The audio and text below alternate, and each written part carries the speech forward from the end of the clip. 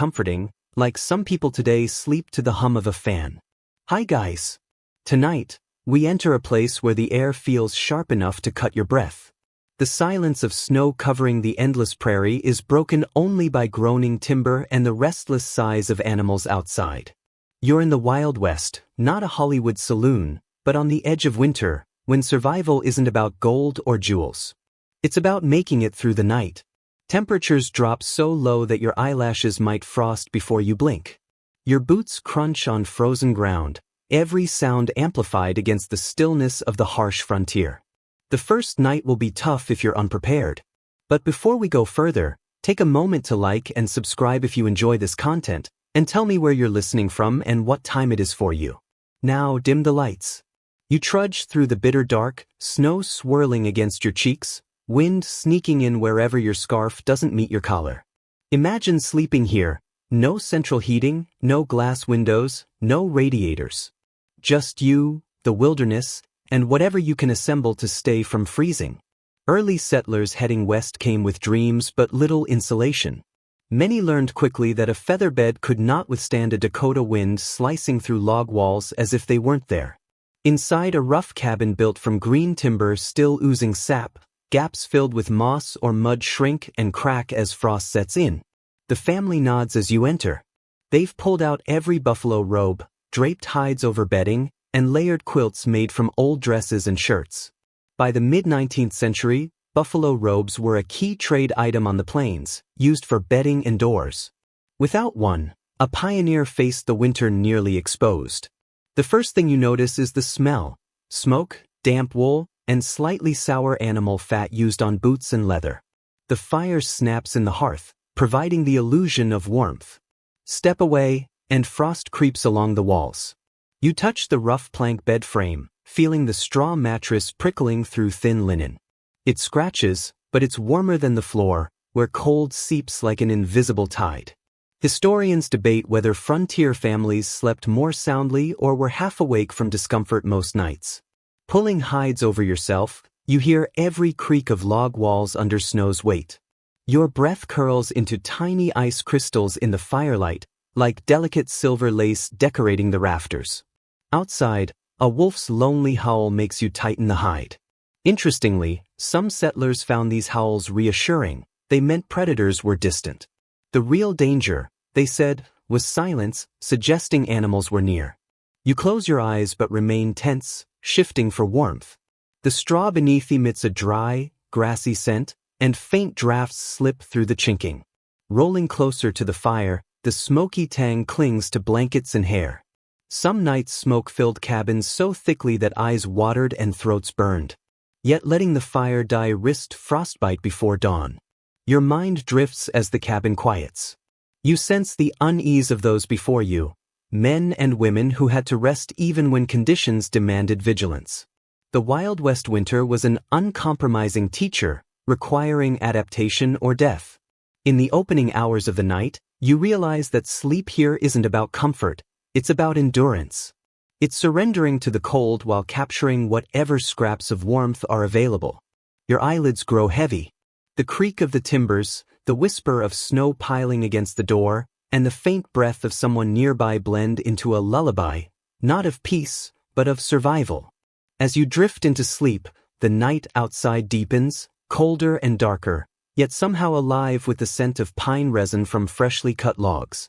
Even months later, small beads of sap remain sticky to the touch. In the dim firelight, the resin glistens faintly, a reminder of the trees that once stood tall before becoming shelter. Brushing your fingers against the wall, you feel patches of rough bark still clinging on, and you think, this isn't a polished home, it's a forest rearranged into walls, holding back winter. You shift, seeking comfort, but the uneven floor tilts you toward the hearth. Many cabins had dirt floors, sometimes softened with fresh straw each week. Yet in midwinter, frost crept upward, making the ground itself seem to breathe cold into the room. You imagine resting while the very floor conspires to chill you. The draft lifts a corner of your quilt again. You sigh, half amused, half exasperated. The cold is as present as any person here. There's no true barrier between inside and out. It's a delicate truce between your determination to rest and winter's persistence. In that half-awake state, you begin to accept it. Sleep here is never about stillness, it's about drifting despite drafts, folding the wind's sound into dreams, and trusting that thin walls will hold until morning. The night deepens. You tug the coverings closer, realizing warmth is never guaranteed. It must be earned through every hide, quilt, and scrap of frontier ingenuity. Your fingers brush the rough texture of a buffalo robe across the bedding, its weight anchoring you against the chill. By the mid-1800s, buffalo hides weren't just hunting trophies, they were everyday necessities, lining wagon seats by day and acting as nearly impenetrable blankets by night. Without them, settlers faced the cold with far less protection than even local natives. The mingled scents of tanned leather and wool fill the air, earthy and pungent, hinting at how recently these items came from living creatures. Over the hides lies a quilt. Its patchwork squares a kaleidoscope of faded reds, indigos, and yellowed whites. Each scrap tells a story, a strip from a worn apron, a hem from a wedding dress, a piece from a shirt that survived too many summers. Quilts were more than covers. They were memories stitched into fabric, providing warmth drawn as much from emotion as from cotton batting. Settlers believed the smell of a well-used quilt, musty, smoky, faintly sweet with lavender if a sachet was tucked inside, could comfort almost as much as its weight. Quilts often passed through generations, each winter adding more stains, repairs, and history. You pull yours to your chin, feeling as if all the hands that ever stitched it are tucking you in again. Still, questions remain. How effective were these coverings against prairie cold? Researchers debate whether layered textiles alone preserved enough body heat or if the practice of bundling family members together made the real difference. Alone, you might still shiver. Together, bodies created a microclimate of survival. The wind groans at the cabin's corners, but beneath the hides and quilts, a fragile cocoon forms. The fire's glow paints the patchwork amber, making even dull fabrics appear golden. The robe presses on your chest, smelling of the prairie, while the quilt wraps you like a story in progress, each scrap saved for a reason. Outside, snow piles higher, muffling sound. Inside, layered warmth becomes its own quiet. You close your eyes, letting the heavy coverings sink you into the straw mattress. It scratches but is bearable. Survival here isn't glamorous. It's the steady layering of hides, cloth, and hope. The quilts hold you like a stitched embrace. The bed beneath crackles faintly, not from fire, but from dry stalks packed inside the tick. Shifting your weight, the straw pokes through linen like tiny needles. Diaries from the time note that families slept on ticks, large cloth sacks stuffed with straw, hay, or dried leaves. Cheap, renewable, and easy to replace when flat or foul, ticks provided relative comfort. Each movement released the grassy scent of summer fields, a bittersweet perfume in winter. Settlers added corn husks to keep the stuffing springy, though sharp edges often left scratches. The air is heavy with smoke and frost, yet hints of dried hay linger, a memory of warmer months. Some children even preferred the familiar scent, resisting replacement. You wonder if these straw beds allowed true rest or only postponed exhaustion. Some experts suggest settlers slept half awake, bodies never fully relaxed due to stiff bedding and relentless cold. Others argue that after a day of hard labor, anyone could collapse into straw and sleep deeply. Your hand brushes the tick seam, imagining careful stitches holding it together. When lumpy, families beat the dust free and refilled it. A ritual, part of the rhythm of survival. Even bedding, it seems, was more than sleep. It was part of enduring the frontier. In the opening hours of the night, you realize that sleep here isn't about comfort, it's about endurance. It's surrendering to the cold while capturing whatever scraps of warmth are available. Your eyelids grow heavy. The creak of the timbers, the whisper of snow piling against the door, and the faint breath of someone nearby blend into a lullaby, not of peace, but of survival. As you drift into sleep, the night outside deepens, colder and darker, yet somehow alive with the scent of pine resin from freshly cut logs.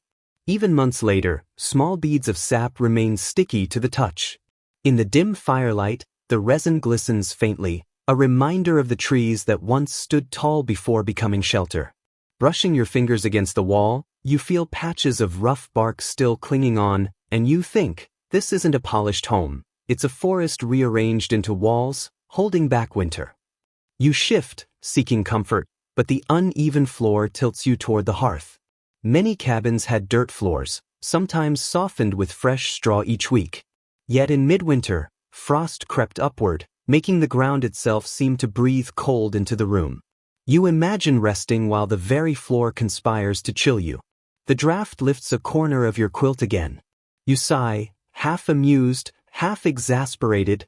The cold is as present as any person here. There's no true barrier between inside and out. It's a delicate truce between your determination to rest and winter's persistence.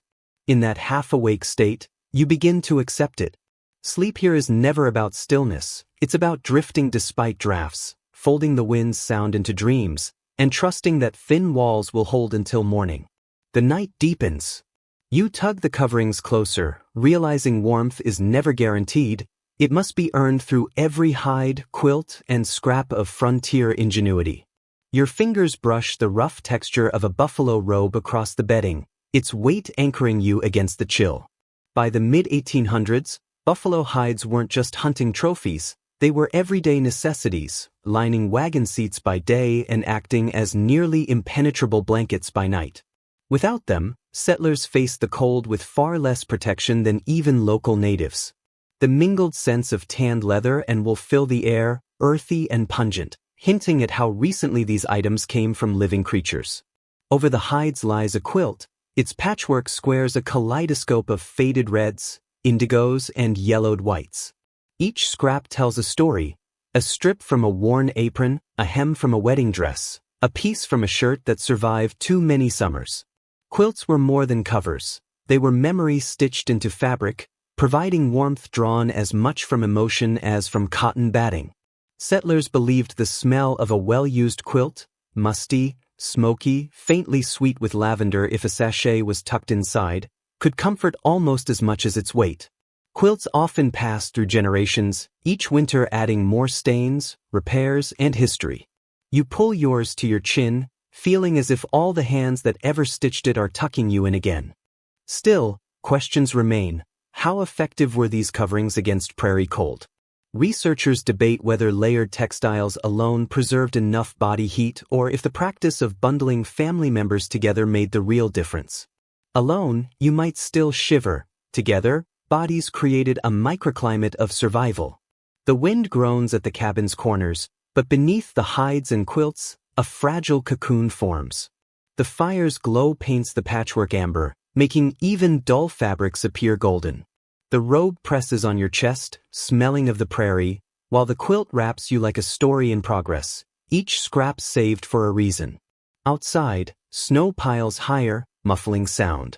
Inside, layered warmth becomes its own quiet. You close your eyes, letting the heavy coverings sink you into the straw mattress. It scratches but is bearable. Survival here isn't glamorous. It's the steady layering of hides, cloth, and hope. The quilts hold you like a stitched embrace. The bed beneath crackles faintly, not from fire, but from dry stalks packed inside the tick.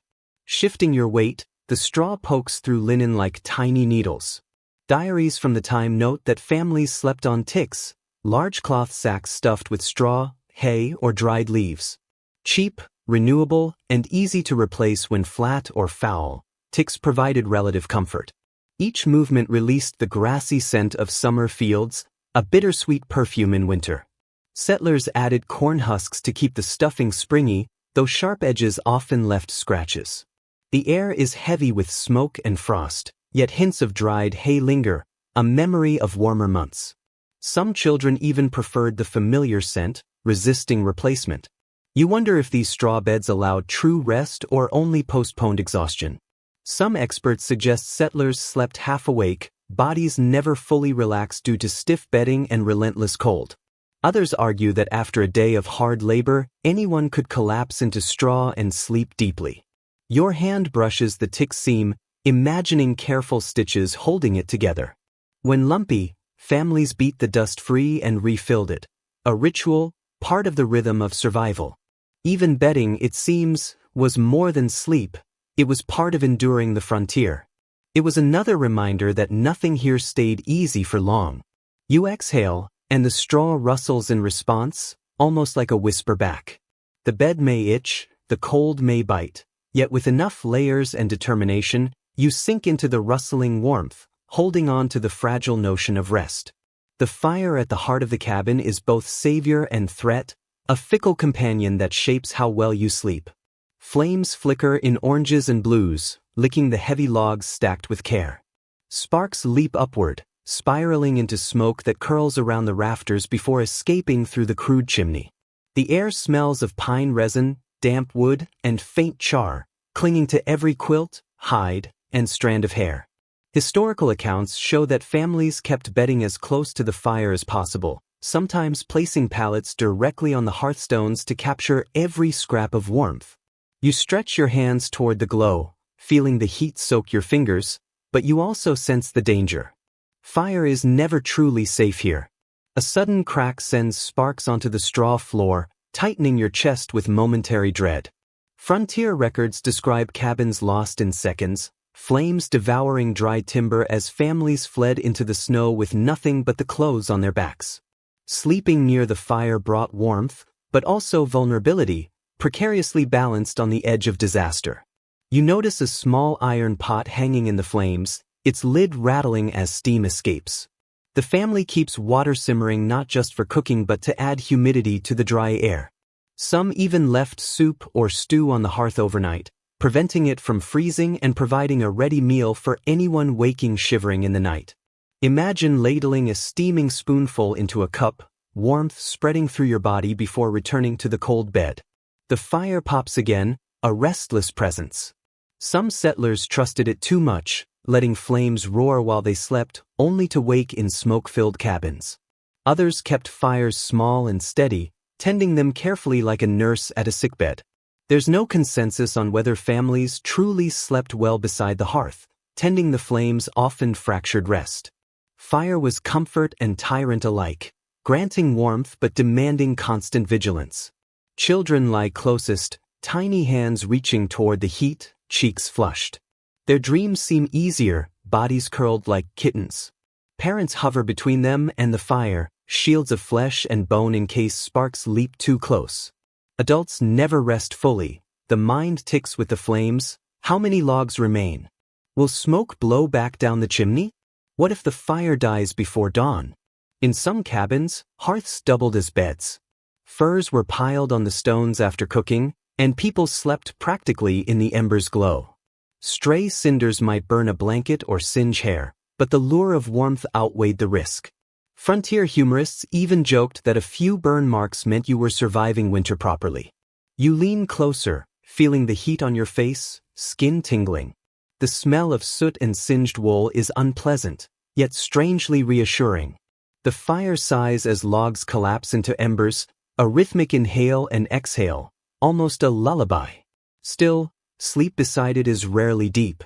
Each pop, each gust of smoke wakes you. Families often took turns, one member tending the fire every few hours. Exhaustion was constant, but the ritual ensured survival. Without it, the cabin would quickly turn into an icebox, breath frosting on walls, straw stiffening into frozen mats. As the night continues, you lie on your side, facing the flames. Shadows flicker and stretch across rough logs like ghostly figures. For some, they bring unease. For others, they are familiar company, evening entertainment in a land without theaters. Children sometimes whispered that the shadows were protective spirits, keeping watch through the cold. The fire shaped not just the body's rest, but the mind's wandering. Smoke lingers, tickling nostrils each time you turn. Many settlers awoke with blackened faces, coughing, eyes red, but they accepted it as the price of warmth. By midnight, the fire wanes, collapsing into glowing embers. Their light pulses softly, like a heartbeat. You stretch your hands toward them, feeling fading warmth. The family stirs, someone adds a log, sparks leap, and the rhythm continues. You drift between sleep and wakefulness. The fire demands attention, sustains life, and never truly leaves.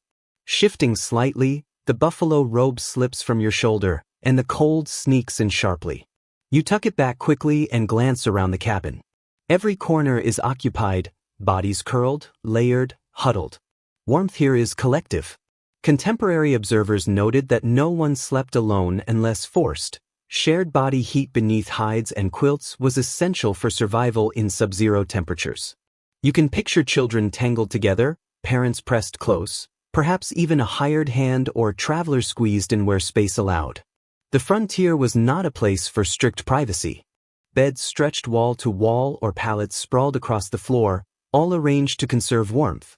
In this setup, you breathe not just your own air but everyone else's, the cabin thick with moisture, nostrils frosting with each collective exhale.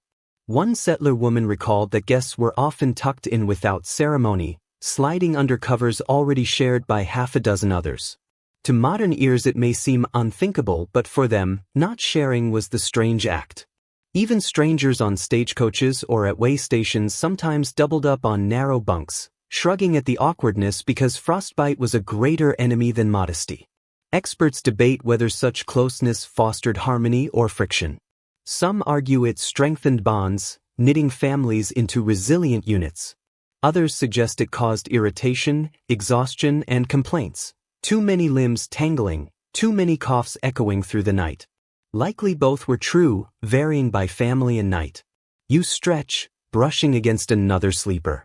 At first startling, the warmth and rhythm of another body soon becomes soothing, the shared heat creating a pocket of resistance against winter's assault. There is a rhythm to these shared nights. A child squirms, blankets are tugged back.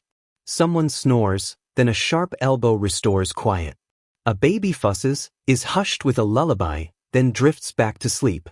All of this occurs beneath patchwork hides and quilts, an orchestra of small sounds rising and falling with the fire's crackle. Some families arrange themselves like spokes of a wheel, heads near the fire, feet radiating outward, so everyone shared warmth equally. Others preferred long rows, with stronger bodies flanking the edges to shield frilier ones. Children were almost always placed in the warmest spot, between parents or under extra quilts. The room smells intimately of sweat, smoke, damp wool, and the faint tang of unwashed clothes. In summer, such closeness might feel suffocating. In winter, the mingled odors are secondary to survival, a reminder that you are not alone in the icy wilderness. Historians debate how shared sleeping influenced social norms. Was it purely practical, or did it shape ideas of community and trust? Sharing a bed meant entrusting your safety and vulnerability to another. Though the practice faded with better housing and heating, oral histories recall winters less as isolating hardship and more as times when closeness itself was the only shield. Imagine drifting off in such company. Your back touches one body, your knees another. Heat flows freely. Blankets grow heavy, and your mind relaxes from constant vigilance. In this web of bodies, you discover not luxury but a collective surrender to sleep. Still, not all memories were tender. Some diarists reported frustration, itching from straw ticks, elbows in ribs, whispers and coughs breaking any chance at deep rest. Quarrels erupted over space, blankets, or even snoring. One settler dryly noted, "I'd rather be annoyed in warmth than frozen in silence." As the night lengthens, the initial suffocation becomes strangely reassuring. Hearing steady breathing, knowing you are not alone, becomes part of the frontier lullaby. Sleep is no longer individual, it is shared, stitched together like the patchwork quilt above. You melt into warmth, ignoring kicks and elbows, accepting closeness as part of survival. Outside, the wind claws at the cabin walls, but inside, humanity itself becomes the hearth, holding the night at bay. You wake for a moment, noticing a faint shimmer above. At first, you think it's dust catching the firelight, but it's frost clinging delicately to the rafters like lace. Each exhalation condenses in the freezing air, crystallizing into glittering patterns. Diaries often mention waking to ceilings painted with ice, a reminder of how cold the nights truly were. You breathe deliberately, watching your breath curl upward and freeze, a mesmerizing, if chilling, effect. Even the warmest body cannot fully resist winter's grip. The cabin is merely a pause between wilderness and chill. One trapper noted waking with his blanket frozen to the wall, fused by condensation. Others joked that with crowded sleepers, it was possible to snow indoors. On frigid nights, moisture sometimes fell as a fine sprinkle, like a private storm. Specialists debate whether frozen rafters posed real health risks. Some argue dampness bred illness, from pneumonia to rheumatism, weakening settlers. Others believe the air was dry, and frost was cosmetic, melting once the fire grew strong. Perhaps it was both, beauty masking danger. You pull the quilt tighter, listening to the faint creak of timbers as cold deepens. Frost twinkles above in rhythm with the fire's flicker, like stars. The effect is beautiful, almost peaceful, yet a reminder that the room is freezing. Your breath drifts upward, joining the sparkling constellation. Some families hung extra sheets or canvas beneath rafters to catch frost before it fell on sleepers. Not elegant, but practical. Your ears catch the faint drip of melting. The rafters creak again under the weight of snow piled thick on the roof. Each groan makes you wonder if the cabin might collapse. Settlers often rose at dawn to shovel snow from the roof, knowing too much accumulation could crush the structure. The frozen lace above is just the delicate surface of a heavier burden pressing downward. Yet there is a strange comfort in the frost. In dim firelight, it glimmers like silver, transforming the rough cabin into a kind of cathedral. Children might have imagined angels in the patterns, tracing them with sleepy eyes before drifting off. Perhaps the mind survived these nights by finding beauty even in breath turned brittle and frozen. You curl beneath the hides, aware that each inhalation and exhalation builds the icy ceiling. Even breathing leaves a mark, a fragile record of endurance. Frost is temporary, yet it stands as a shimmering diary of the night, written by lungs, fire, and darkness. You close your eyes again, listening to the groaning rafters, watching the silver lace flicker in and out of view, letting yourself drift in the knowledge that even in harsh cold, life leaves traces of beauty.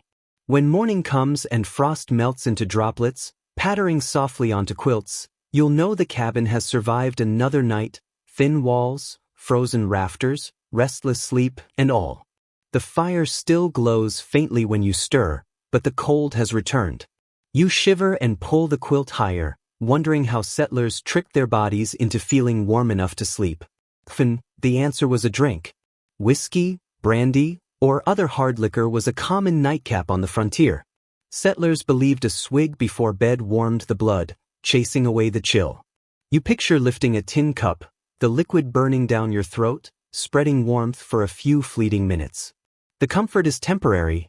Alcohol dilates blood vessels, making you feel warm while your body actually loses heat faster. Yet after days of cutting wood, tending animals, and battling snow, that fiery taste became ritual, a small relief and a reminder of shared humanity. Strangely, some settlers even gave small amounts to children. One mother wrote that a sip of whiskey settled her child faster than rocking. Modern readers may find this alarming, but in nights when frost-rimmed windows and firewood was scarce, necessity blurred the lines between remedy and risk. Opinions varied. Some church leaders discouraged alcohol, urging warmth through prayer. Others recommended moderation or substitutes like hot cider or mild wine. In boarding houses, coffee sometimes replaced stronger drinks, a bitter, bracing brew thought to guard against the cold.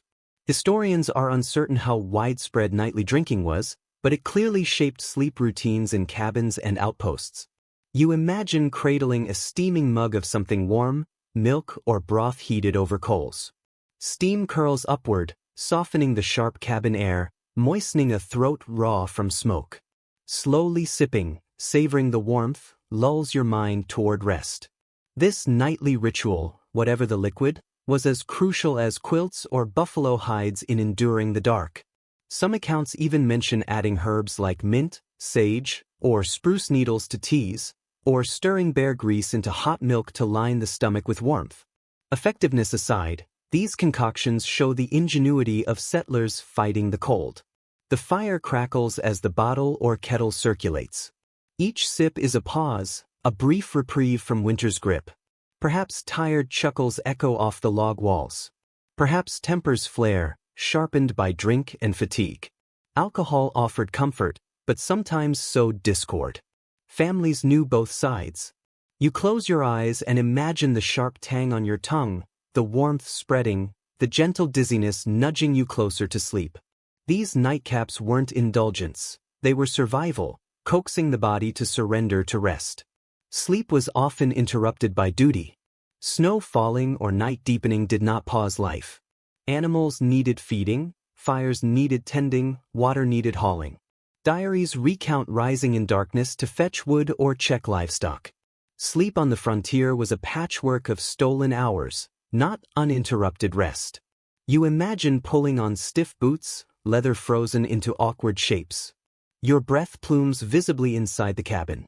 A lantern hisses as it is lit, filling the room with oil and smoke.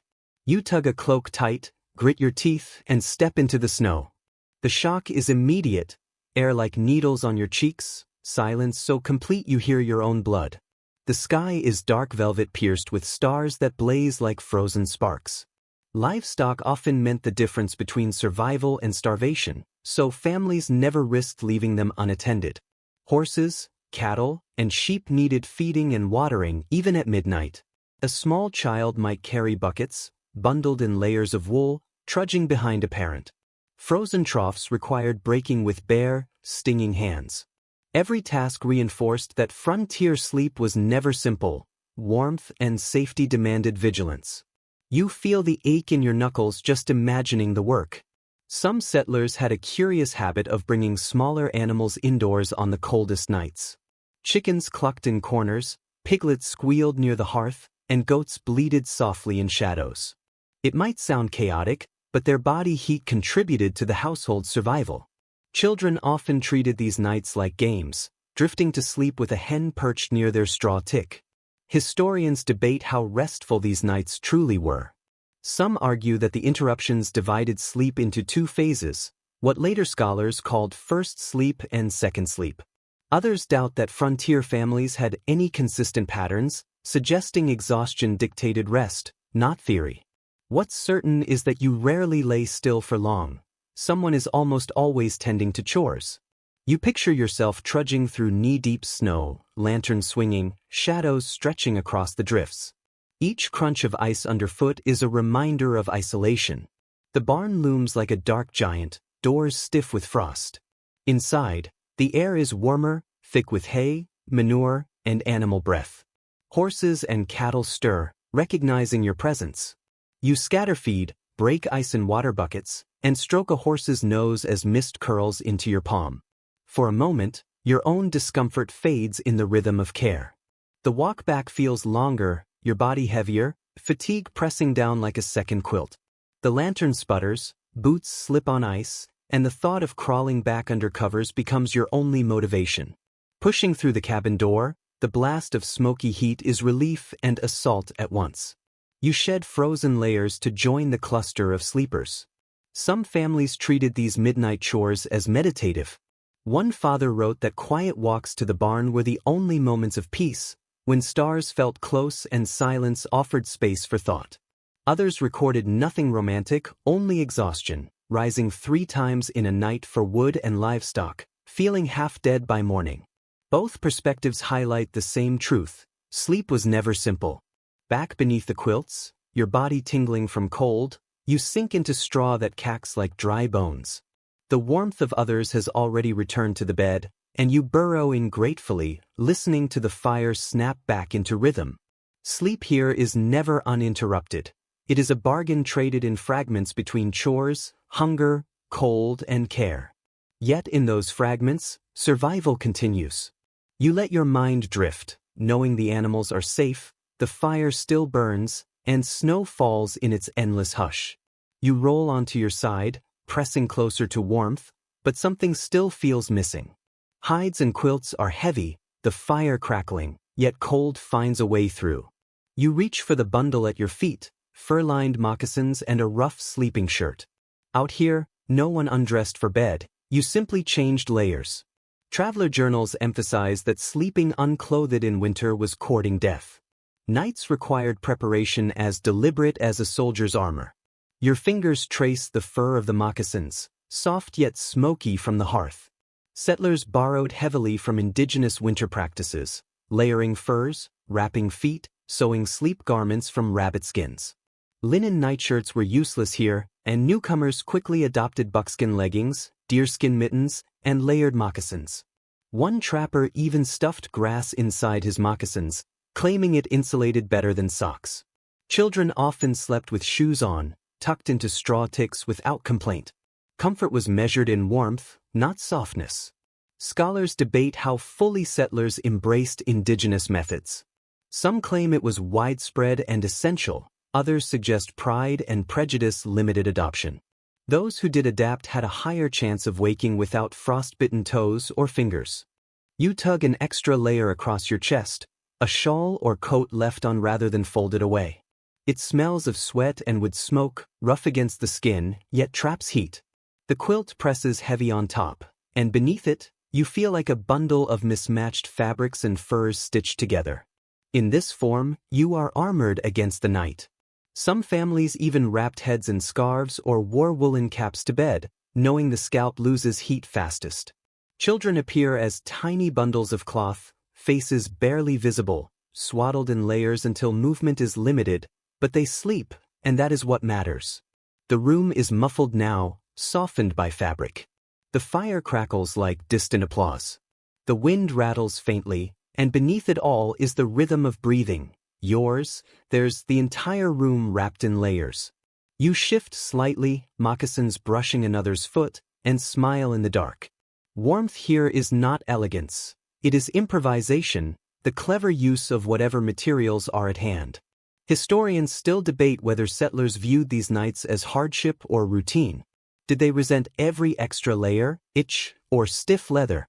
Or did they accept it as life, as natural as drawing water or chopping wood? Perhaps over time, layers became second nature, as familiar as the cold itself.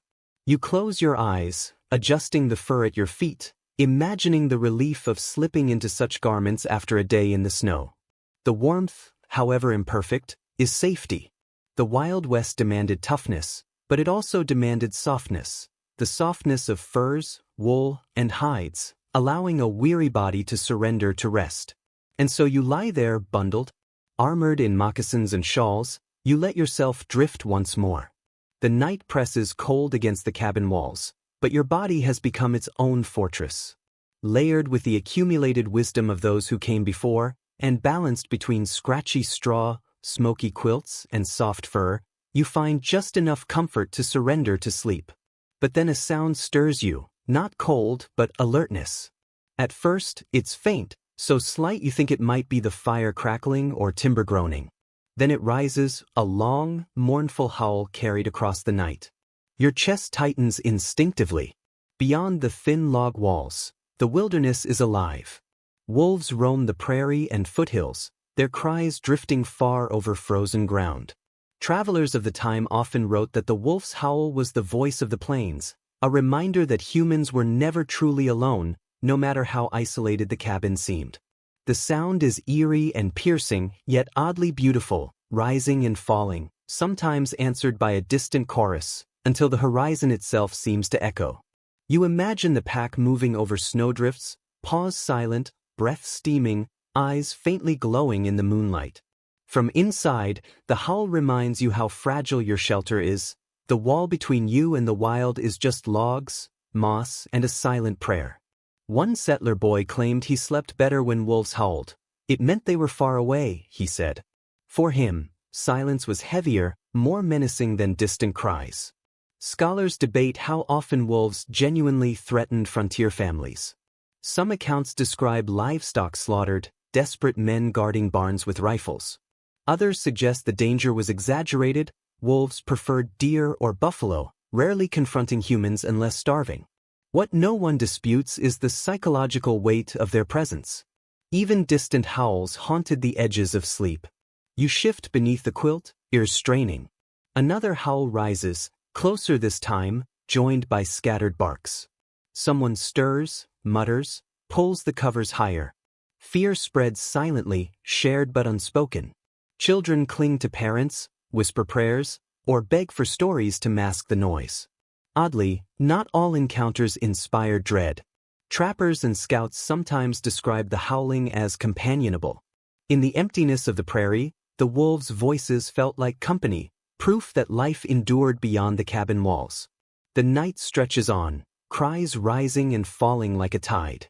You close your eyes, trying to fold the sound into drifting thoughts, yet it returns with insistence, a reminder of the wilderness pressing against your fragile cabin. You breathe in smoke, sweat, wool, and the faint tang of fear.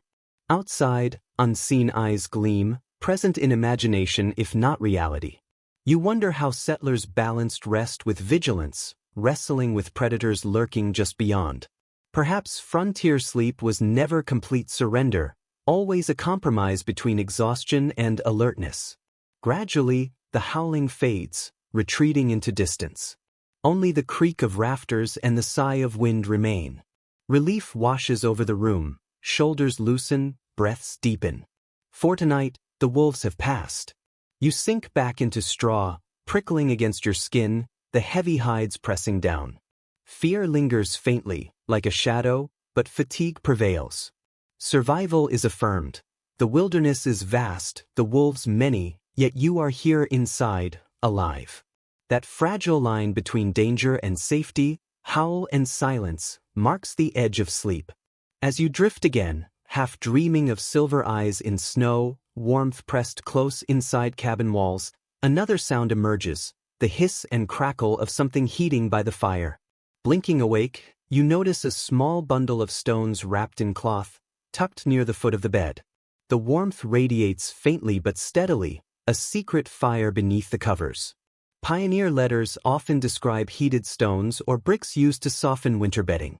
The method was simple: place stones in embers until glowing, carry carefully using tongs or cloth, and slip them under quilts or into foot warmers. Relief is immediate.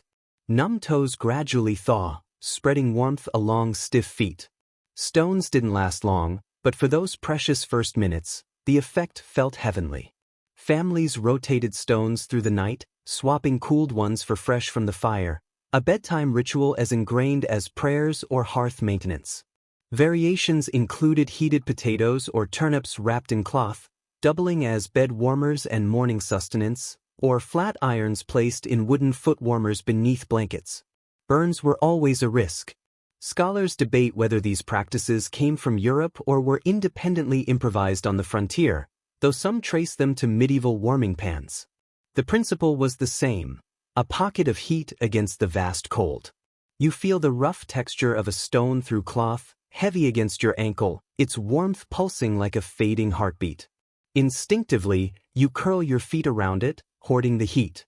In the quiet cabin, such small comforts become immense. The family sleeps easier knowing at least one corner of the bed is not ice.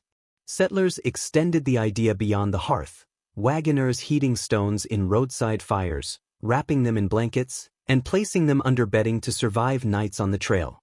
Travelers even carried heated stones beneath their coats during sleigh rides, pressing the warmth to their chests like primitive hot water bottles.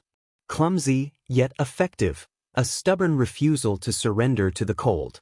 You watch the hearth flicker, knowing another stone will be ready soon. Someone stirs quietly, lifts it with iron tongs, and replaces the cooling one at your feet.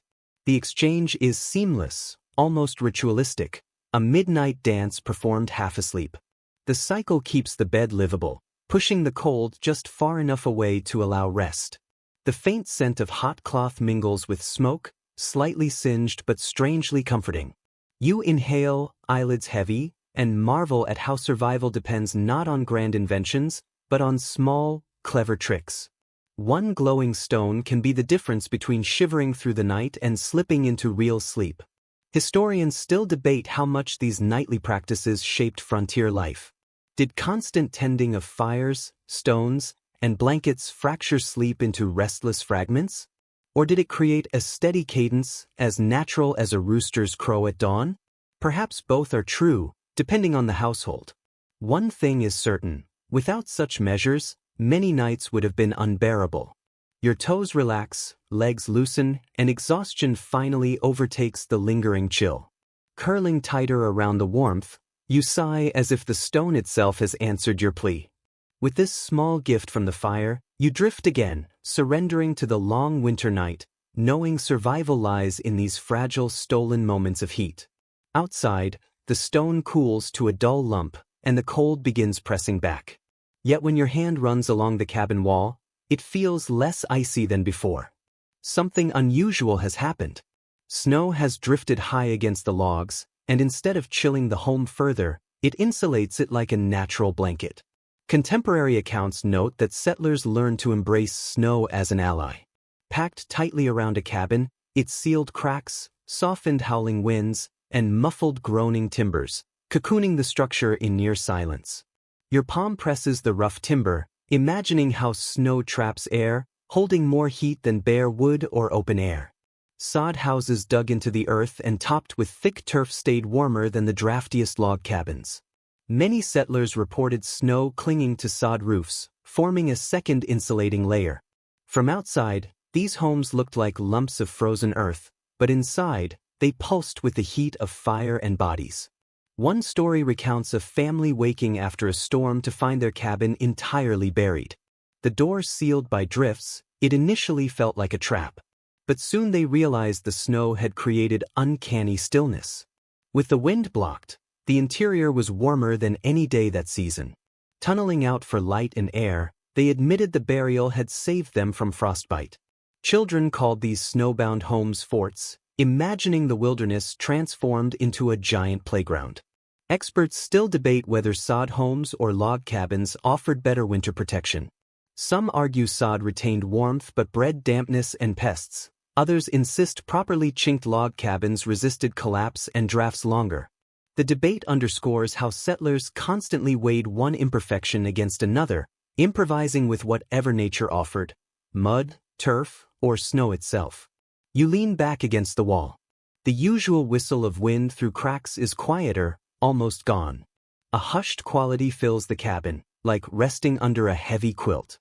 The snow presses close, transforming the cabin into a burrow, a den carved against endless winter.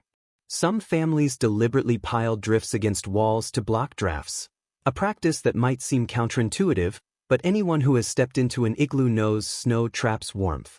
Farmers did the same for barns, protecting animals with walls of frozen air. Survival meant recognizing that not everything cold was an enemy. The cabins sent shifts. Without wind dragging smoke down the chimney, the air grows clearer, gentler. You breathe more easily, chest relaxing for the first time in nights. The logs still creak, but less urgently, as if relieved by extra support. Above, frost glimmers faintly on rafters like hidden constellations.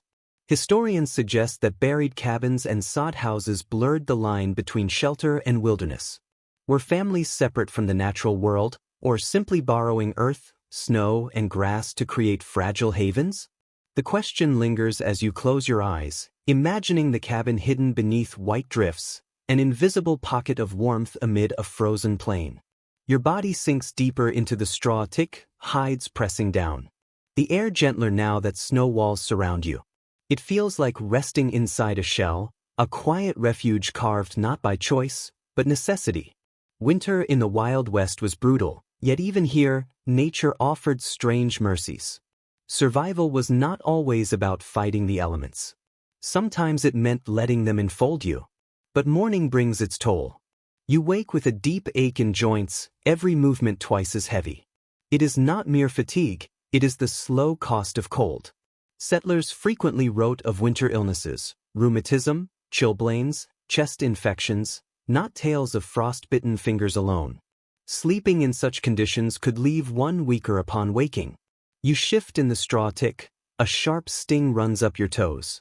Frostbite crept easily into extremities, especially when blankets slipped or fires burned too low. One woman recalled waking with hair frozen to the wall where her damp breath had iced overnight. Another described her child's feet blistered from sleeping too near a drafty door. These were not accidents, they were routine hazards of winter life. Frontier remedies reveal resourceful improvisation. Some settlers rubbed goose grease or animal fat into skin before bed, believing the thick layer insulated against frostbite. Children went to sleep smelling of smoke and fat, sticky beneath quilts, while parents prayed it would be enough. Even the hardiest pioneers sometimes never fully recovered from what seemed like a simple chill. You imagine yourself lying beneath quilts stiff with frost, breath wheezing, each cough shaking the fragile warmth you've built. In the darkness, hacking coughs were common. Children, elders, even the strongest men reduced to gasping in smoke-thick air. Some diaries recount entire households awake at once, tending the sick while the fire sputtered, the night stretching endlessly. Frontier remedies often blurred the line between medicine and superstition. Settlers tucked onions into socks to draw out fevers or placed garlic under pillows to ward off chills. Warm stones weren't just for feet. They pressed against chests to ease bronchitis or held against bellies to soothe cramps. Whether effective or not, these treatments offered comfort. And in the harsh silence of the frontier, comfort mattered more than certainty. You shift, stretching stiff arms beneath the hides. The ache lingers, but in the cabin's quiet, you notice how the body adapts. Sleep, though broken, restless, still comes. The mind learns to carry discomfort into dreams. One frontier doctor noted that his patients slept through pain as through the wind, constant, but tolerable. Perhaps it was a kind of numbness, physical and mental, that allowed survival. The fire burns low, the room colder. Someone stirs, coughs, then settles with a groan. The sound reminds you how thin the line was between enduring winter and succumbing to it. There were no antibiotics, no modern heating, no real relief, only quilts, grease, herbs, and the stubborn will to see morning. You close your eyes, the ache dull but manageable, thinking of countless nights ended this way, bodies sore, lungs roaring, minds weary, and yet, people endured. Illness was as much a part of the season as snow. Though it marked them with pain, it also forged resilience. You sink back into the straw, letting the ache become background noise. You may not wake stronger, but you will wake, and on the frontier, that alone was victory. The cough in the corner fades, replaced by the soft scrape of iron against wood. Someone has risen, padding toward the hearth to stir the fire. Half awake, you catch the glow of embers fanned into flame. Sleep here is never fully shared. A silent pact forms each night. Someone must always watch the fire. Contemporary records emphasize that leaving a blaze untended could spell disaster, whether by freezing or by flames spreading unchecked. The household lived by its fire, guarded as faithfully as a newborn child. You roll onto your back, feeling the quilts shift across your chest, and watch the figure feed another log into the hearth. Sparks leap, shadows dance against the walls, and the familiar creak of the cabin seems to respond.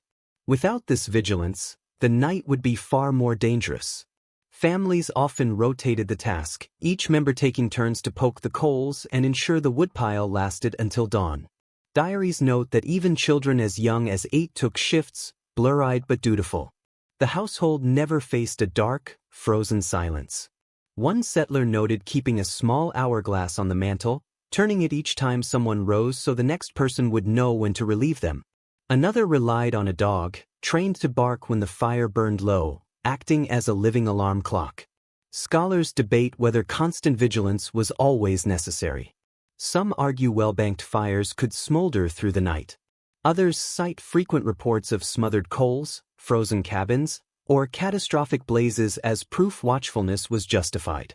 The truth likely varied. A careless sleeper might wake to frost-bitten family members, while a cautious one sacrificed rest to guarantee survival.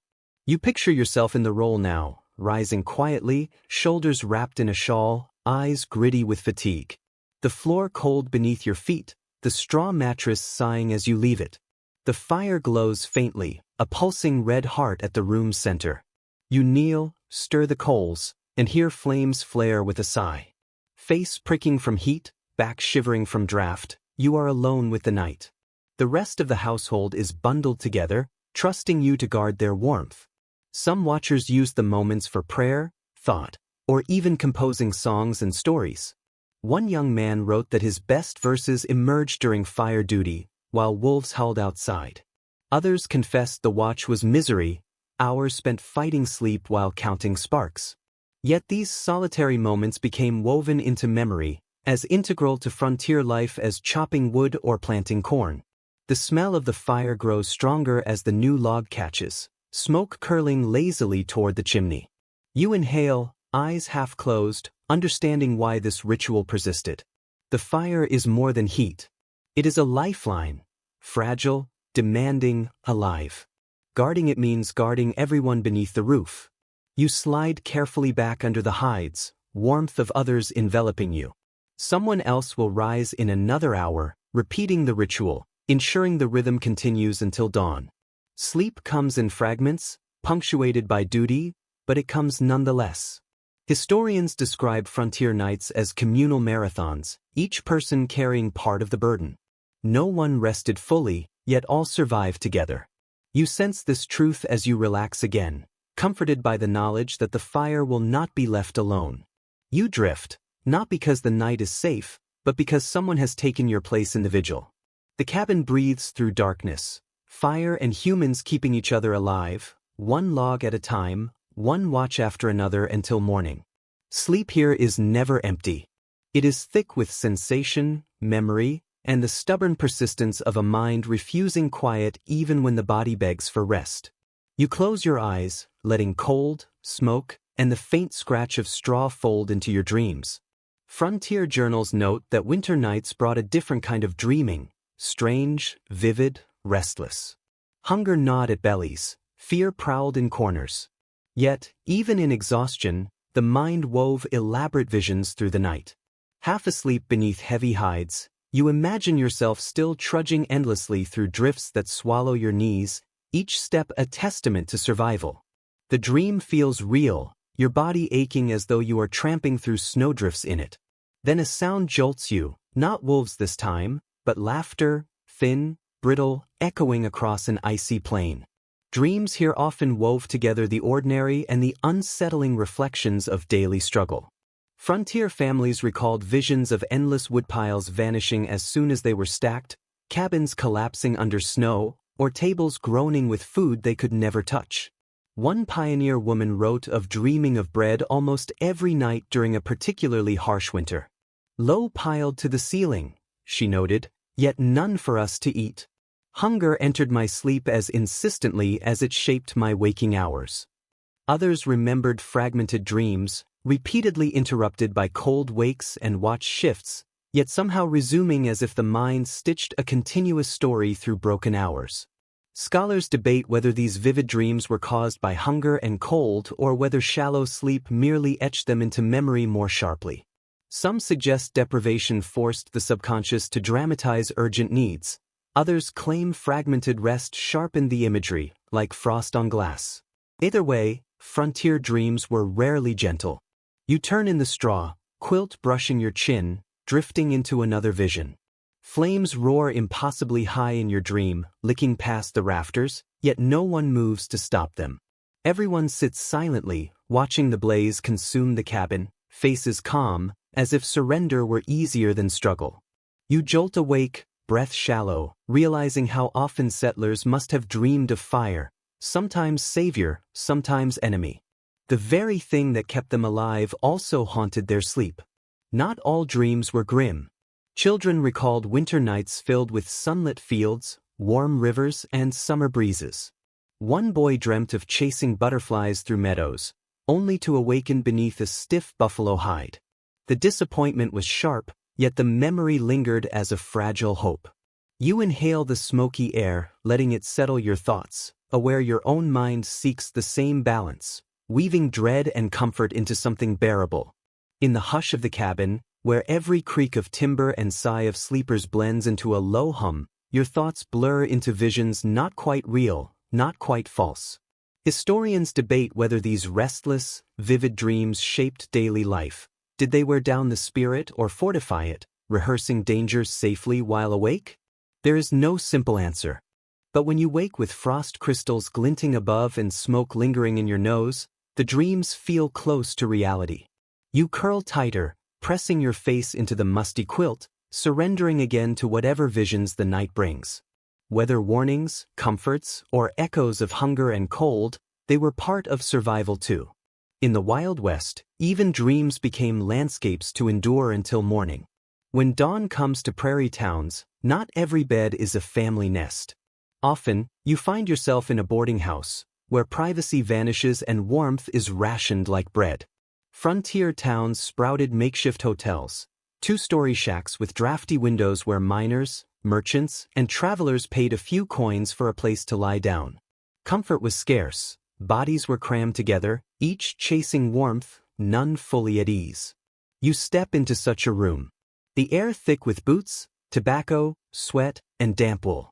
Rough plank floors creak beneath layers of straw pallets. Iron bed frames squeal when someone shifts. Quilts are shared, walls so thin that the wind threads through every crack. Compared to a solitary homestead, this is a symphony of restless sound. One traveler noted lying beside a man whose name he never knew, yet whose snore he remembered for life. Strangers pressed together, waking tangled in each other's blankets, awkward greetings exchanged only at sunrise. In some towns, beds rotated between men through the night, a practice called hotbedding. Sheets rarely cooled but were seldom washed.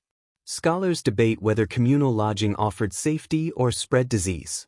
Shared heat spared many from freezing when wood was scarce, yet proximity spread coughs, lice, typhus, tuberculosis, and influenza, which thrived in rooms where 20 or 30 men breathed the same smoky air. Some historians suggest boarding houses accelerated outbreaks. Others argue such arrangements were unavoidable when demand exceeded supply. You lie on a straw tick, listening to the chorus. One man murmuring prayers, another grinding teeth, a third muttering in a dream. The corner stove pops occasionally, but warmth reaches only nearby beds. Those farther away pull coats tighter, breath visible in faint clouds. The air smells of iron from the stove and unwashed wool, sharp enough to sting your nose. Yet, boarding houses sometimes offered small luxuries. Warm bricks wrapped in cloth circulated among sleepers. A kettle of coffee might simmer for the wakeful. A landlady could sing softly to quiet children, her voice rising above the snores and coughs. Despite harsh conditions, the noise offered reassurance, proof you were not alone in the dark. You shift, rolling onto your side, careful not to bump the stranger beside you.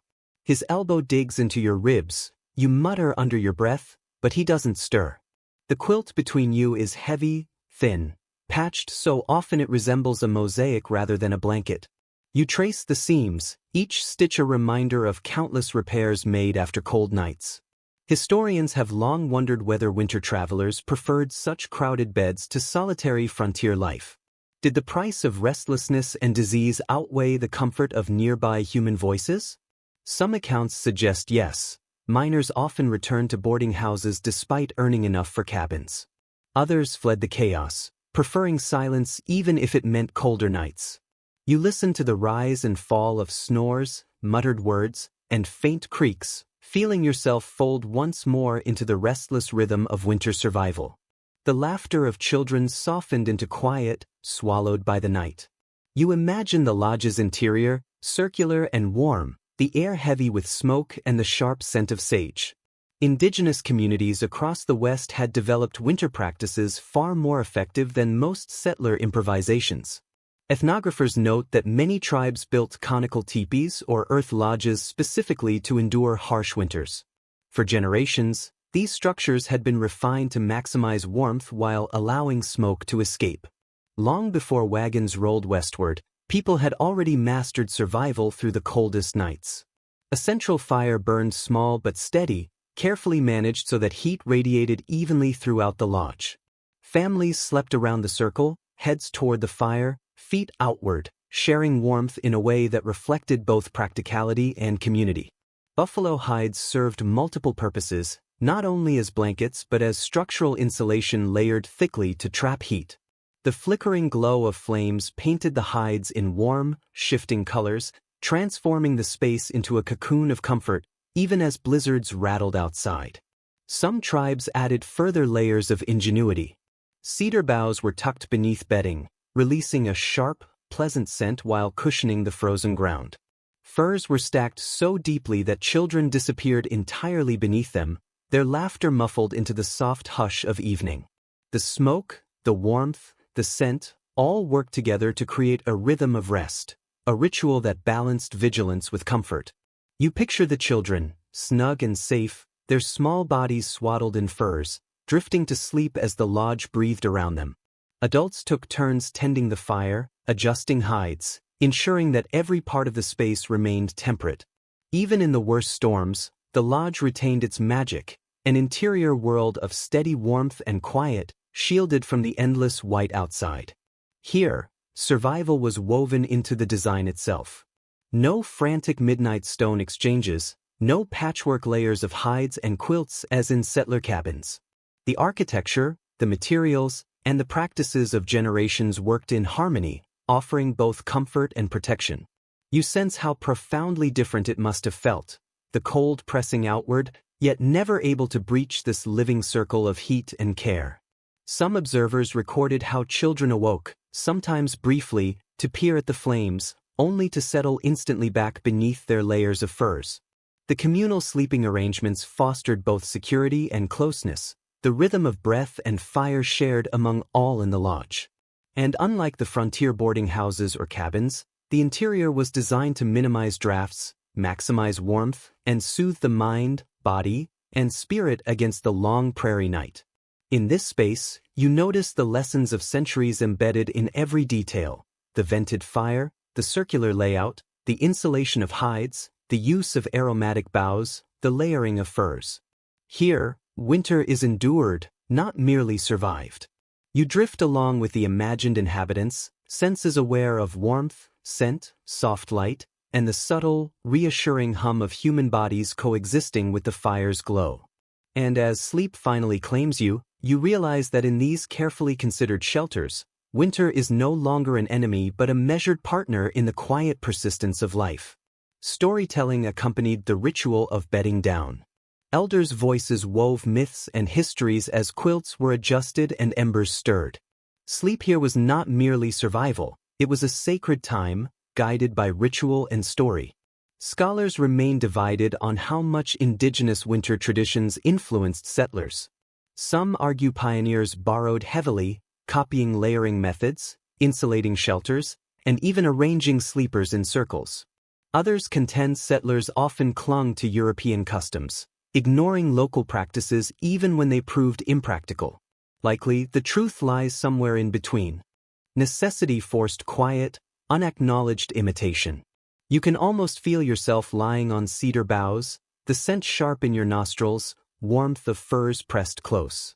The fire crackles softly, controlled carefully so sparks do not scatter. The air hums with the rhythm of breathing, children sighing, elders shifting slowly. Outside, storms rage, but inside the circle you feel contained, sheltered not just by hides, but by generations of accumulated knowledge. Some reports describe snow deliberately used in construction. Far northern tribes packed snow against lodge bases, just as settlers later piled drifts against cabins. The practice was natural, an extension of living with the land. Where settlers cursed the cold, native traditions worked with it, turning even snow into an ally. The sounds of the night differ here too. Instead of creaking timbers or rattling windows, you hear the steady hiss of wind against hide walls, like waves along a shore. The fire breathes gently, its smoke trailing upward, leaving only a faint tang. Shadows bend in curves instead of angles, moving along rounded walls. It feels less like a room and more like a womb, carved against the wilderness. Historians note that sleep in indigenous lodges may have been more restful than in settler cabins, not because conditions were easier, but because they were expected. The design, rituals, and communal closeness reinforced a rhythm honed over centuries. Where settlers improvised with straw ticks and cracked logs, native families rested in structures deliberately crafted for endurance. You shift beneath the imagined weight of furs and feel the difference. Warmth is enveloping, not piecemeal. Cedar, hides, and careful fire combine into an embrace more natural than any hurriedly built settler cabin. For a moment, you envy the children drifting to sleep, their dreams shaped by stories of spirits guiding the night rather than fears of wolves or drafts. Winter sleep on the frontier was never a single story. It was a tapestry, traditions borrowed, customs clashing, wisdom sometimes ignored, sometimes embraced. In the indigenous lodge, you sense the difference keenly, resting not merely to survive, but in harmony with the elements. The fire hums, the hides rustle faintly, and you drift, cocooned in warmth older than any cabin wall. Then, suddenly, the calm fades. You wake to a violent roar. Outside, the wind shrieks, battering walls as though the sky itself is falling. Snow slams against the roof in relentless waves. You are back in a cabin, trapped by winter. Contemporary records describe blizzards that sealed families indoors for days, sometimes weeks, burying doors, windows, and chimneys until escape was impossible. Inside, air grows heavy and smoky as the storm tightens its grip. Firewood dwindles quickly. Every log burned brings scarcity closer. The family huddles beneath quilts piled to the ceiling. Children squirm, restless. Some households played games or told stories to distract from the claustrophobia. Others endured intense silence. One Dakota family melted snow for water when their well froze. Neighbors tunneled through drifts just wide enough to crawl between cabins, sharing food or news without braving the storm. Scholars debate the psychological toll. Some say families grew closer, bonded by confinement. Others insist tempers flared, despair crept in, and days blurred into one another. Blizzards were more than weather, they were prisons of snow. You pull the hide tighter, feeling the weight of stillness pressing down. Outside, the storm roars. Inside, the noise is muffled, replaced by coughs, whispered prayers, and restless shuffling of straw. Smoke chokes the air as chimneys struggle. Some families lost lives this way, suffocated when vents were blocked. Oddly, children sometimes remembered these times fondly, calling them snow days, when chores paused and stories filled the long dark. They carved wooden animals, sang songs, listened wide-eyed as elders recited tales. For them, the storm was a backdrop to rare attention and shared warmth. Yet tension remains. Every wind slam makes you count logs, every flicker of fire a reminder of dwindling wood. Hunger gnaws as meals stretch thin, a pot of thin gruel simmering, its smell faint, almost mocking. You eat slowly, pretending portions are enough. During the harshest winters, families described days indistinguishable from nights, sleep broken by watchfulness, dreams tangled with waking fears. Time warps, hours feel like days, days like hours. Snow presses against walls, sealing gaps until the cabin feels buried alive. And yet warmth lingers longer this way. The storm itself traps heat from the fire. Survival here is paradoxical. The same snow that imprisons also protects. Children finally settle, breathing steady, radiating warmth. You tuck the quilt higher, trying not to think of the shrinking wood pile or gnawing hunger. You close your eyes, letting the storm's roar become a lullaby, a reminder that, though the wilderness rages outside, you are still here, still sheltered. And in that fragile space between fear and sleep, you begin to understand what it meant to live through a frontier blizzard, to surrender control, to endure confinement, to measure time not by hours but by breaths shared beneath heavy quilts, waiting for the world outside to soften again. The storm has passed, yet the house continues to murmur with its own strange voice. You lie awake, listening. The wind outside has quieted, but the cabin speaks still, a chorus of groans, cracks, and sighs, as though the very logs are restless sleepers sharing your night. Travelers' journals often note how unnerving this could be. Freshly cut timber shrank and shifted over years, making sharp, sudden reports that echoed like gunshots in the silence of winter nights. You close your eyes and let the sounds wash over you. One log pops like a knuckle, another creaks with a long, low moan. Roof timbers shift under snow's weight, joints squealing faintly. Sometimes the noises jolt you upright. Other times they fall into soft rhythm, like the cabin itself is breathing. One pioneer boy even swore the logs whispered to each other at night, conspiring to collapse when least expected. His parents laughed, but he refused to sleep near the walls after dark. Families sometimes named the loudest beams, calling one Old Henry, making the sounds familiar, almost comforting. Specialists remain divided. Some argue the creaks reassured sleepers that the structure held steady against wind and snow. Others suggest they were constant reminders of fragility, each groan a warning that collapse could come. Both are true, depending on the night. You run your hand along the wall. Cool, slightly damp, alive with vibration. When the logs shift, it feels like being on a wooden ship, riding the tides of winter storms. Perhaps that explains why dreams often carried settlers to the sea. Cabins sang the same songs as ships. Some deliberately loosened joints to let timber move freely, reducing the chance of splitting. Others stuffed moss and rags tighter into cracks, hoping to muffle both sound and draft. Neither silenced the house completely. The smell of resin hangs in the air, mingling with hearth smoke. Each pop and creak enlist your senses, ear attuned to danger, nose to smoke, skin to draft. Sleep here depends on learning which signals demand attention and which can be ignored.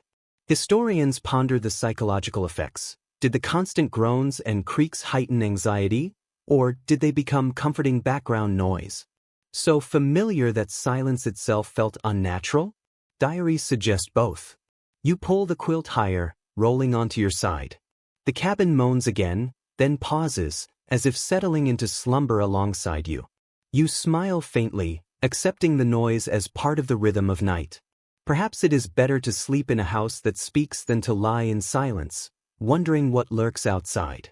Gradually, the creaks fold into your dreams, the house breathing alongside you through the long hours until dawn. The cabin quiets further, but a new rhythm emerges, voices near the fire. Two figures sit close, faces lit in amber glow.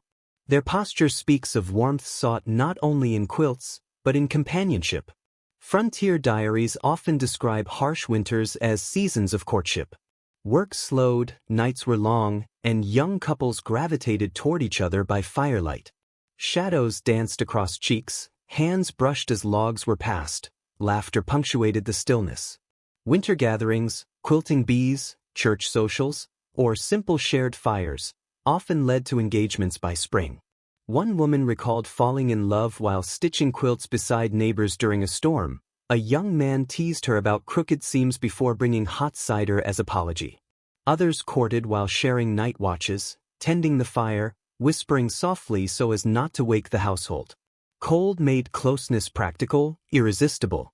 Scholars debate how much of this intimacy arose from choice versus circumstance. Did winter truly kindle bonds, or did confinement simply leave few alternatives? Isolation amplified interactions, turning glances into promises. Romance became more visible when snow pressed people together. You shift beneath your covers, imagining yourself in that circle of firelight, warmth on your face, hum of voices around you, occasional brush of hands.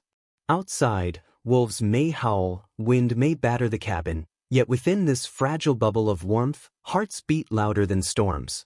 Some families actively encouraged winter courtship, recognizing that idle hands and endless nights could forge new ties. Parents pretended to sleep while keeping an ear open. Stricter households separated couples, insisting darkness was no excuse for impropriety. Yet the fire conspired, casting a glow that softened edges and shortened distances. Sweet steam from cider or coffee mingled with smoke, quilts were shared, chairs drawn closer, and gentle laughter punctuated the hush. Sleep came later than usual on these nights, delayed by stories, songs, or the thrill of stolen touches. Many frontier marriages began in winter months, suggesting that emotional warmth balanced physical cold.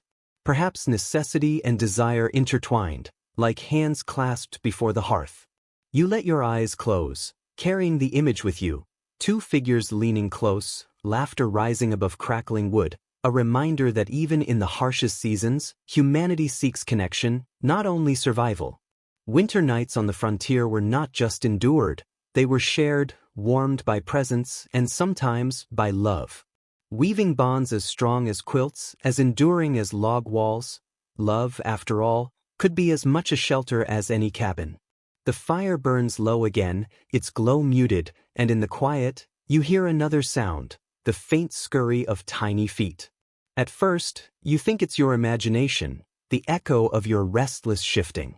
Then a quick dart crosses the straw tick, light as a whisper. You freeze, holding your breath, and the movement stops. Life in the Wild West winter did not belong solely to humans. Rodents, insects, and other small creatures often shared the night, drawn to the same warmth and shelter you clung to. Diaries and letters make it clear, frontier cabins were never empty, no matter how carefully swept or sealed. You tilt your head, listening harder. A faint gnawing at a timber corner becomes audible. Mice chewed constantly, searching for crumbs or nesting materials to line their tiny beds. The sounds could be irritating, but also oddly familiar, a reminder that every creature was at war with the cold, all seeking scraps of survival in the same fragile space. One settler girl recounted waking to find a mouse curled asleep in her slipper by the hearth, feeling pity rather than fear, covering it with a cloth so it could finish its rest. Another diary tells of mornings spent beating straw mattresses outside, after mice had tunneled through them overnight. Families came to accept cohabitation, joking that the cold made everyone kin.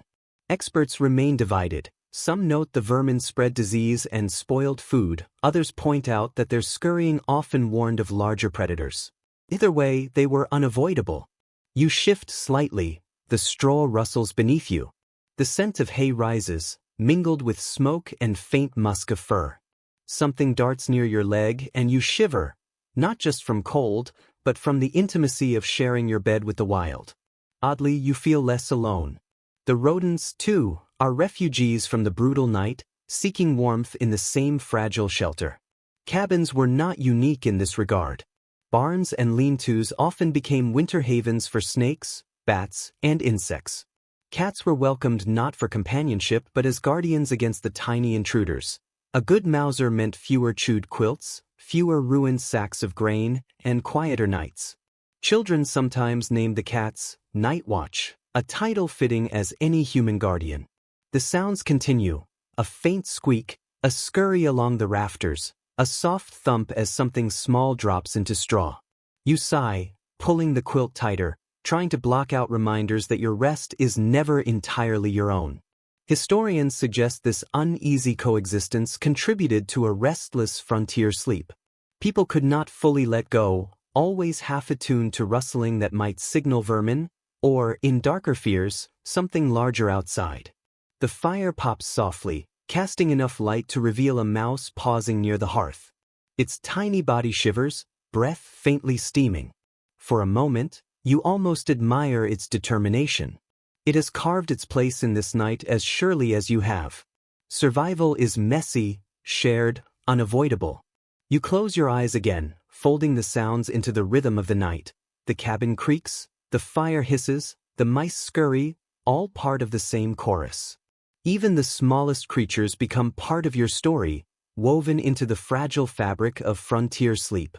They are not welcome, not entirely, but neither can they be excluded. You turn on your side, pulling the hide tighter, letting the rustling fade into the background. In the Wild West, warmth is a common currency, shared by humans, rodents, and any other soul desperate enough to seek shelter. The mouse finally disappears into shadow, leaving only the low hum of voices drifting from another building down the frozen street. You stir, half awake, and realize you are no longer in a cabin, but in a larger space, thick with warmth and the mingled scent of wool, smoke, and candle wax. You have been led into a church or meeting hall, the kind of communal refuge used during the harshest months. Frontier accounts record that when storms were severe or homes fragile, neighbors gathered together, drawing comfort from shared fire and shared presence. The bench beneath you is rough, the floor layered with straw to soften the chill. But the warmth is different. Dozens of bodies radiate heat, layered quilts and cloaks overlapping until the hall becomes a single quilt of human presence. Comfort comes instantly. Sleep here is neither solitary nor strictly familial. It is a surrender to rest amid neighbors who would normally keep their distance. A minister's diary notes families often slept through sermons during the longest winters, grateful for the excuse to stay near the stove. Better a snore in God's house than frost in one's own, he wrote dryly. In some towns, people even rotated tending the church stove so anyone needing refuge could step inside, day or night. Scholars debate whether this was practical or psychological relief. Some argue it prevented deaths, others that it eased isolation, staving off despair as effectively as warmth. Either way, churches and halls became lifelines, spiritually and physically. You stretch across the bench, the hardwood pressing into your side, yet find comfort in the murmur of voices around you. A child whimpers, hushed quickly. Someone snores in the back pews. The stove pops, iron expanding, filling the hall with a sharp metallic scent.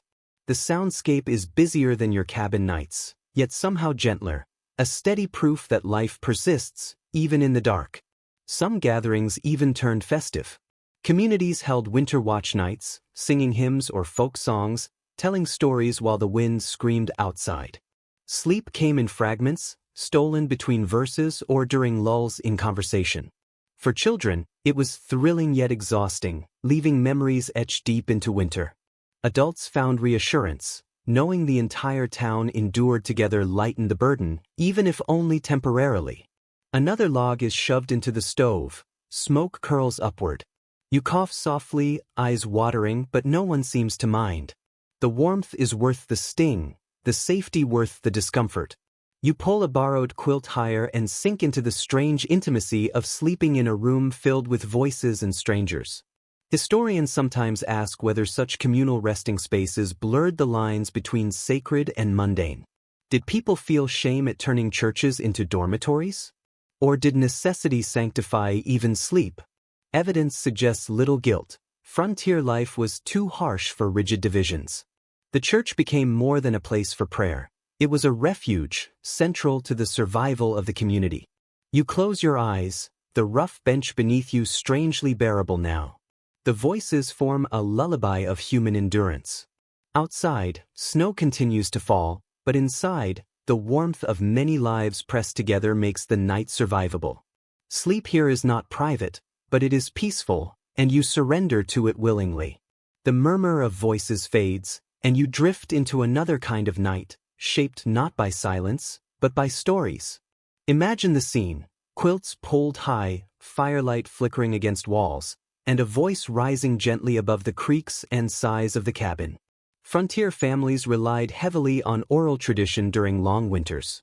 Books were rare, candles costly, and stories became entertainment, education, and lullabies guiding people toward sleep. You can almost hear it, a father recounting a hunting tale, voice low and steady, while children burrow deeper into straw ticks. Perhaps a mother sings an old song, words soft as wool, weaving melody into smoky air. The cadence of these sounds is as important as their content, for rhythm itself calms restless bodies. One settler boy recalled his grandmother telling stories of European castles and forests, so unlike the prairie, while snow rattled the shutters. He later admitted he believed in those castles more firmly than the frozen cornfield outside. Another account describes children learning Bible verses by firelight, not for sermons, but because reciting them gave their tongues something to do while fingers stiffened with cold. Experts debate whether storytelling was practical distraction or cultural preservation. Some argue it merely passed time when darkness swallowed the day. Others suggest these tales kept identity alive, sustaining traditions that might otherwise vanish in the harshness of migration. Either way, they became nightly companions, shaping dreams across generations. Sometimes a fiddle joined the voices. Not every family owned one, but where a violin, banjo, or harmonica existed, music filled the night. The tunes were rough, strings snapping, notes wavering, but they echoed with warmth. Lullabies drifted over straw beds, even comforting adults. Imagine half asleep, listening to Home Sweet Home on a battered fiddle while snow pressed against the walls. Some stories and songs doubled as cautionary lessons. Parents warned children not to wander into drifts by telling tales of spirits who snatched the careless. Songs reminded listeners of chores or moral lessons hidden beneath melody. Entertainment and instruction merged, ensuring survival through story as much as through quilts or fire. The smoke thickens as another log is added. Sparks fly, shadows leap, and the story continues, woven into the textures of the room. You hear the crack of wood, the hiss of sap, the soft chuckle of children at a funny line. Your eyelids grow heavy, lulled less by plot than cadence, the steady hum of human voice in the cold. Historians argue that the oral culture of the frontier shaped American memory more than written texts. Many who lived and died on the plains left no journals, no letters, only stories their children repeated. Sleep itself became entwined with these traditions. Every tale ended the same way, with eyes closing, bodies relaxing, dreams finishing what words began. You nestle deeper into the hides, feeling the warmth of others close, surrendering to the rhythm of story. The voice softens, the song slows, fading into the hush of breathing. These tales were more than distractions. They were survival, weaving warmth where fire and quilts alone could not reach. The last story drifts into silence. You awaken in the middle of the night. The fire has sunk low, embers glowing faintly, the cabin thick with cold. Yet no one seems startled by the break in sleep. People stir, rise to tend the fire, whisper softly, then settle again. Traveler accounts often describe nights divided into two phases, what later scholars call first sleep and second sleep. In European and early American history, segmented sleep was common, and frontier families followed a similar rhythm, especially in winter. You imagine lying awake after first sleep, hours before midnight. Others shift, some using the chamber pot, others padding to the hearth to check the fire. The room hums with low activity, not unlike dawn. Everyone knows they will return to bed soon. In these middle hours, soft conversation flows. Plans for the next day, whispered confessions, murmured prayers. It is a liminal time, neither fully night nor day. One settler recalled her parents reading the Bible aloud during this interval, children groggy around them as if it were a second evening. Another diary mentions neighbors visiting at night, trudging across snowy fields to share news while everyone was between sleeps. It seems odd now, but then the pause was natural, even expected.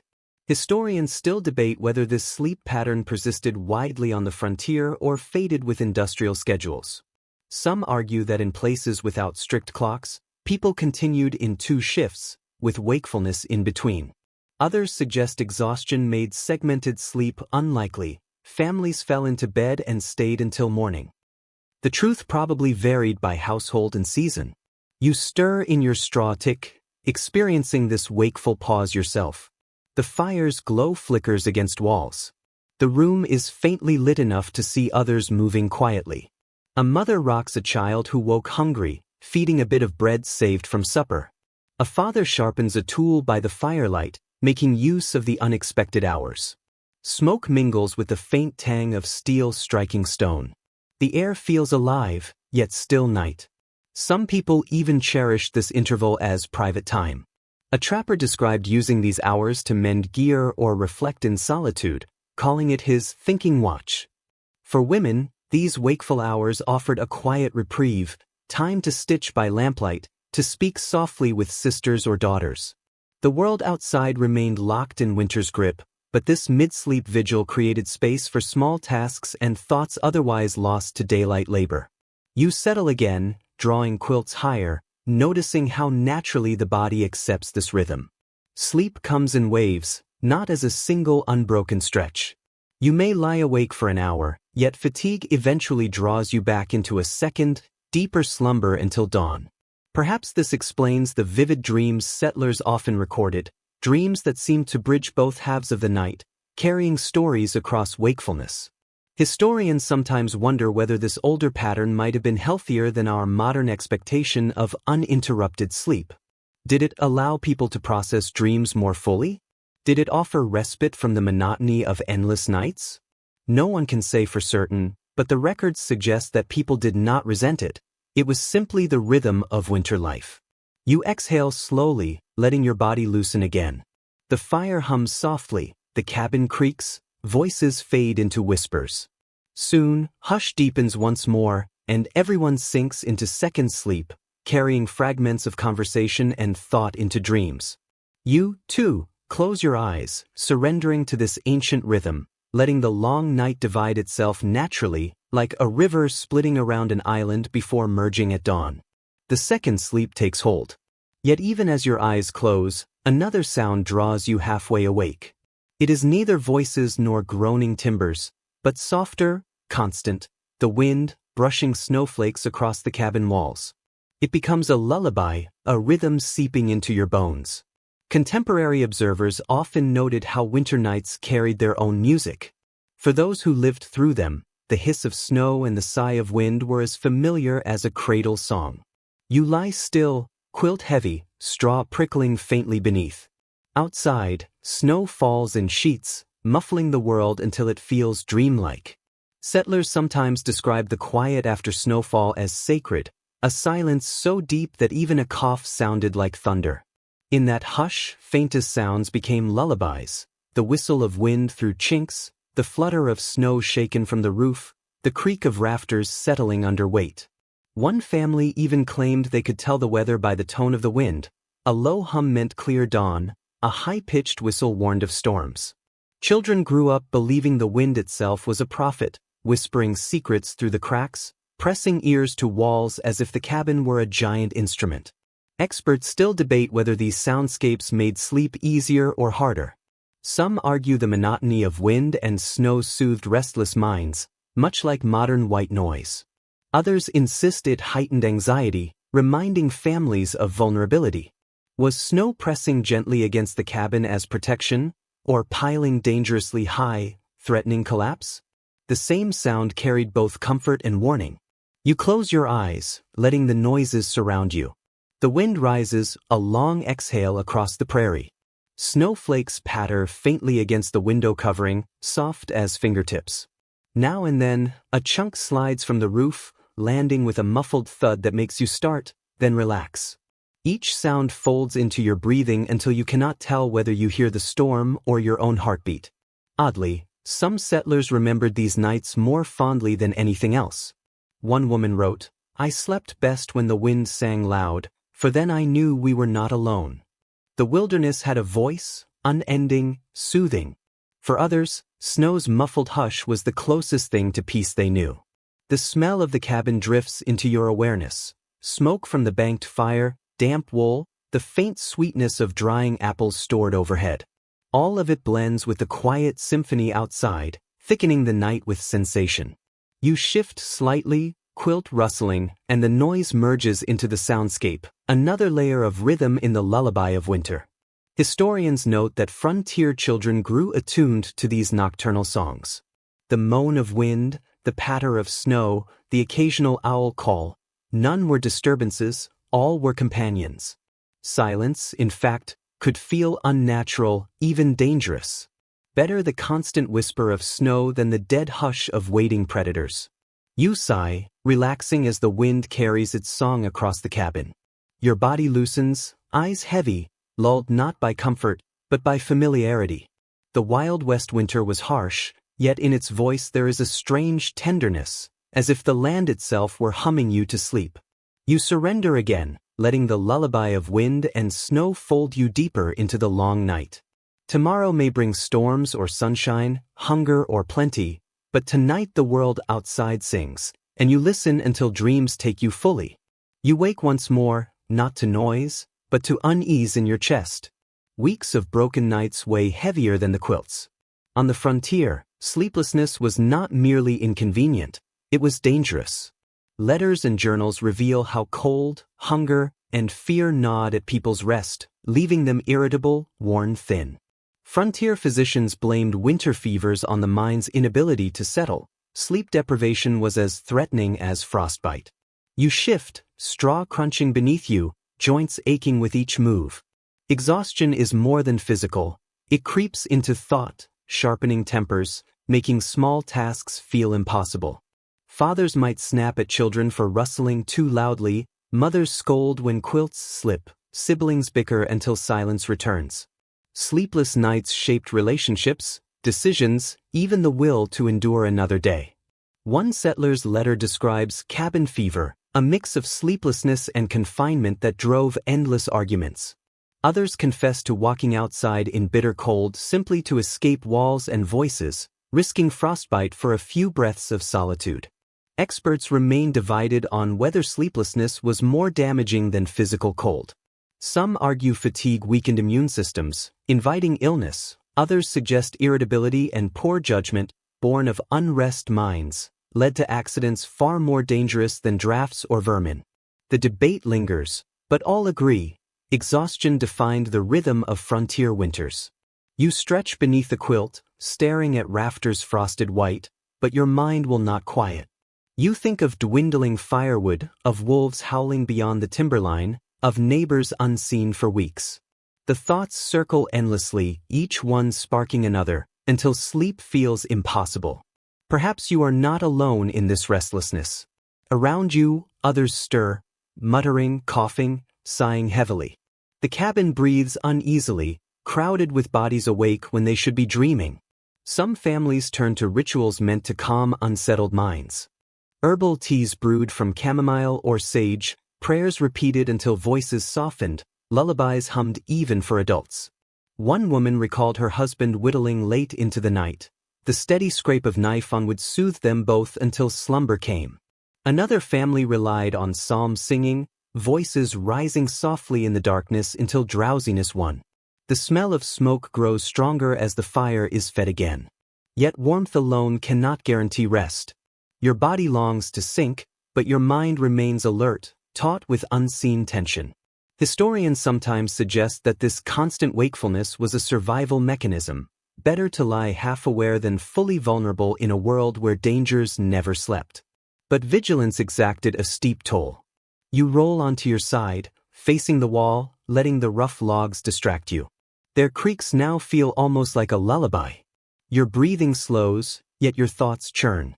This is the price of winter sleep on the frontier, never quite whole, never quite enough. You drift for moments, wake again, drift once more. Sleep is patchwork, stitched together with sheer will. And yet, somehow, people endured. They rose each morning to cut wood, feed livestock, mend fences, and push through snow. Sleep may have been fragile, but resilience was stubborn. You close your eyes again, letting the hum of wind and sigh of fire ease your mind, if not fully silence it. In this uneasy rhythm, you drift, not deeply, not peacefully, but enough. Perhaps that was all the Wild West demanded, not perfect rest, but survival carried through by sheer determination against the long, sleepless dark. The cabin is heavy with exhaustion, every breath rasping. Quilts sink like shields over bodies, yet another layer of the night presses down. Not fear of wolves, not creaking logs, not sleeplessness alone, but the presence of death itself. Frontier winters spared no one, and journals recount long nights spent not in slumber, but in mourning. Pneumonia, influenza, and sheer cold claimed lives suddenly. Families had little choice but to confront loss in midwinter darkness. You can feel it now, the room hushed, fire glowing faintly, a stillness deeper than sleep settling over a corner of the cabin. Someone has slipped away during the night, breath fading until there was none left. For those who remain, daylight brings no respite, death comes at all hours, and morning begins before dawn. One family kept vigil through the night beside a child's still body, afraid to place it outside in the frozen cold. Wrapped in quilts, they told stories, not to the child, but to themselves, as though words might stitch the world back together. Another account describes neighbors carrying a body to a barn because the ground was too frozen for burial, promising a proper resting place when spring arrived. Death, like sleep, had to be postponed, managed in fragments. Scholars remain divided on how families coped emotionally with winter loss. Some argue constant exposure to death hardened people, making grief practical rather than overwhelming.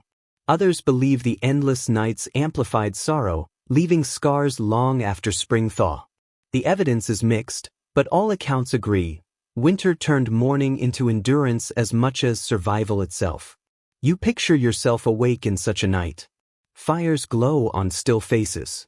Silence broken only by muffled sobs or whispered prayers. The smoke mingles with the raw salt of tears, the musty scent of quilts pulled tighter for warmth and for comfort. The air feels unbearably heavy, grief pressing on your chest. Oddly, some communities developed unique rituals for winter loss. Families lit extra candles to burn through the night as guides for the departed. Children were told that the wind outside carried the voices of loved ones beyond, softening the blow of absence. In some regions, neighbors gathered quietly at cabin doors, singing hymns that mingled with the storm, a gesture of solidarity. You shift beneath your covers, heart tightening at the thought of sleeping amid such grief. Could rest ever come when sorrow was so near? Yet fatigue eventually wins.